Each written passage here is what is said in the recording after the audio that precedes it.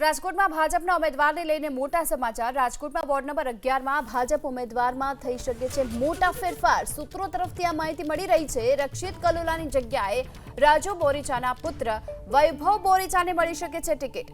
રાજુભાઈ બોરીચા પૂર્વ કોર્પોરેટર છે। Ward number 7 માં ટિકિટમાં ફેરબદલી બાદ વધુ એક વોર્ડમાં હાલ લોબિંગ શરૂ થયું છે। રાજુભાઈ બોરીચા પૂર્વ કોર્પોરેટર અને ભાજપના મોટા ગજાના નેતા અને રાજુભાઈ બોરીચાએ હાઈકમાન્ડ સુધી ગઈકાલે સંપર્ક કર્યો હોવાની વાત પણ સૂત્રો તરફથી મળી રહી છે। વધુ વિગતો મેળવીએ સંવાદદાતા પરાક્રમસિંહ જાડેજા પાસેથી।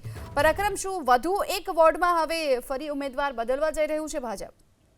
ચોક્કસ શક્યતા પૂરેપૂરી જોવા મળી રહી છે, પરંતુ ભાજપ હાઈકમાન્ડ જે આખરી નિર્ણય કરતું હોય છે। અત્યારે જે કહી શકાય કે વોર્ડ નંબર 11 ની અંદર રક્ષિત કલોલા છે, જાણીતા વકીલ છે, તેમને જે ટિકિટ ગઈકાલે આપવામાં આવી। બીજી તરફ રાજુભાઈ બોરીચા છે, તે મોટા ગજાના નેતા, પૂર્વ કોર્પોરેટર અને તેના દીકરા માટે તેને ટિકિટ માંગી હતી।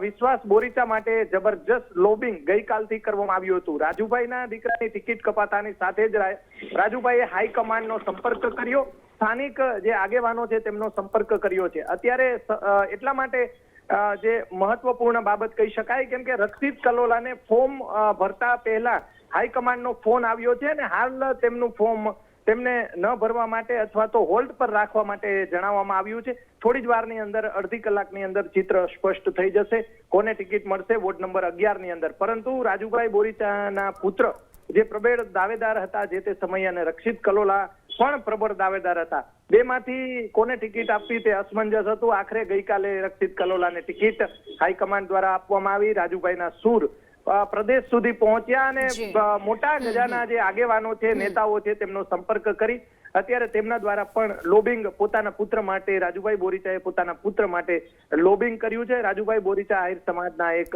મોટા નેતા પણ છે। જી, આભાર આપનો આ સમગ્ર માહિતી માટે।